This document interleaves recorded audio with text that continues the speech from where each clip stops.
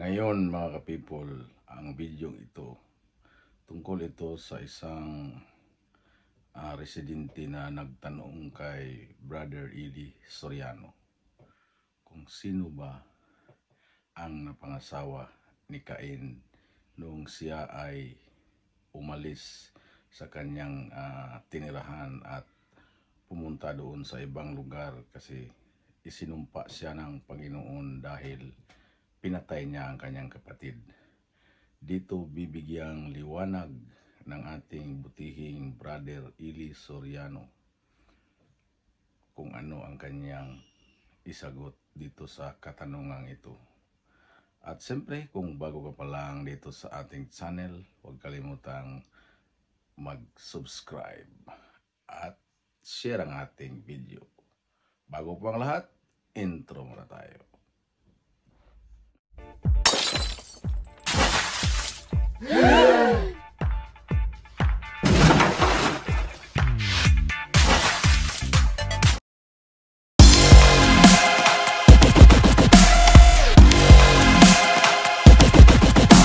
Punta naman po tayo sa Talavera, Nueva Ecija. Si kapatid na Jerry Cabaniero at kapatid na Edwin Magdaraog kasama nating mga panauhin. Go ahead, Nueva Ecija. Magandang gabi, kapatid na Eli. Ang itatanong ko po ay isa lang. Sino ang naging saan nakuha ni Cain ang napangasawa niya? Basahin natin ang 5, versikulo 4 ng Henesis. At ang mga naging araw ni Adam pagkatapos na maipanganak si Seth ay 800 taon at nagkaanak ng mga lalaki at mga babae. Marami palang anak na lalaki at babae si Eva at si Adan eh. Hindi naman katakataka yun kasi utos ng Diyos, kapatid, na magpakarami sila eh. Pagkalalang sa kanila ng Diyos, inutusan, magpakarami kayo, magpalaanakin kayo, kalatan ninyo ang lupa, ayon, at inyong supilin. Utos yun eh, yung pagpapakarami ni Eva at ni Adan eh. Pangunahing utos na tinanggap nila sa Diyos yun. Be fruitful and multiply and replenish the earth, sa pagkakasalin sa King James Version. Kaya hindi katakataka na ang Eva at Adan na ito mag-produce ng maraming anak. Sabi nga ng Henesis, nagkaanak siya ng mga lalaki at mga babae. Yon. Ngayon, ang tanong ng kapatid, saan nakuha ni Cain ang kanyang napangasawa? Basahin natin ang 3:20 ng Henesis. At tinawag na Eva ng lalaki ang kanyang asawa, sapagkat siya ang naging ina ng lahat ng mga nabubuhay. Yung palang salitang Eva, ang ibig palang sabihin nun, kapatid, siya ang ina ng lahat ng nabubuhay.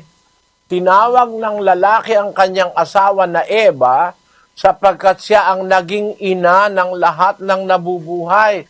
Ibig sabihin, lahat ng tao sa panahon na yon, anak ni Eva yon.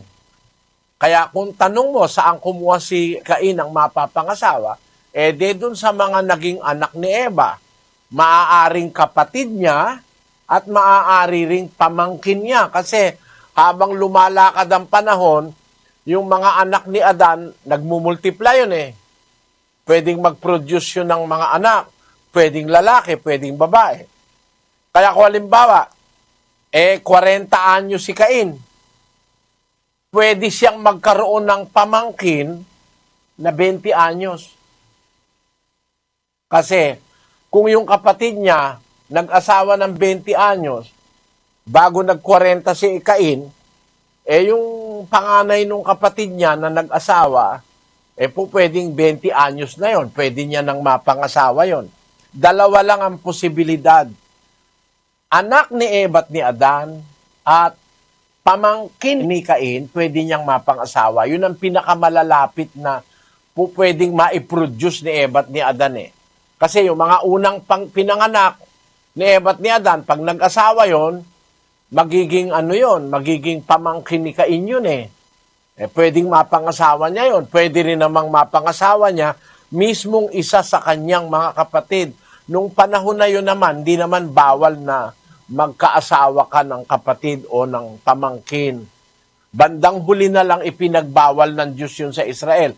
Kasi nga, nag-umpisa pa lang ang tao noon, wala pang maraming tao. Kaya, ang magiging asawa ng isa't isa sa kanila, yun mismong kanilang mga kamag-anak. At ang ipinagkakamali ng iba riyan, yung sinasabi doon sa Genesis 4:16, ang sabi ron, At umalis si Cain sa harapan ng Panginoon at tumahan sa lupain ng Nod sa silanganan ng Eden. At nakilala ni Cain ang kanyang asawa at siya'y naglihi at ipinanganak si Enoch. At siya'y nagtayo ng isang bayan at tinawag ang bayan ayon sa pangalan ng kanyang anak, Enoch. ang kasaysayan, sabi ng tinulat ni Propeta Moises, nung umalis si Cain sa harap ng Panginoon pagkatapos na siya'y sumpain ng Diyos dahil pinatay niya ang kanyang kapatid na si Abel, pumunta siya sa lupain ng Nod. At pagdating niya sa lupain ng Nod, nakilala niya ang kanyang asawa at naglihi at ipinanganak si Enoch. Ang pagkakamali nung iba, kung salita diyang nakilala, akala nila ang kahulugan nung nakilala, pagdating sa Eno, dun lang nakilala ni Cain yung kanyang asawa. Hindi nila alam kung paano ang gamit nung salitang nakilala sa Genesis. Ang gamit nung salitang nakilala, nagkaroon ng pagsisiping, nagkaroon ng sexual intercourse. Pagdating sa Nod, doon nagsiping si Cain at yung asawa niya, at naglihi yung asawa niya, at nanganak at tinawag na Enoch. Ang kahulugan ng salitang nakilala, pagsisiping ng lalaki at babae. Basahin natin ang 4:1 ng Genesis, kapatid na Daniel. At nakilala ng lalaki si Eva na kanyang asawa, at siya'y naglihi, at ipinanganak si Cain. At sinabi, nagkaanak ako ng lalaki sa tulong ng Panginoon. Nakilala ng lalaki si Eva na kanyang asawa, at siya'y naglihi. O, yung salitang nakilala riyan, nagsiping ang ibig sabihin sa Ebreo.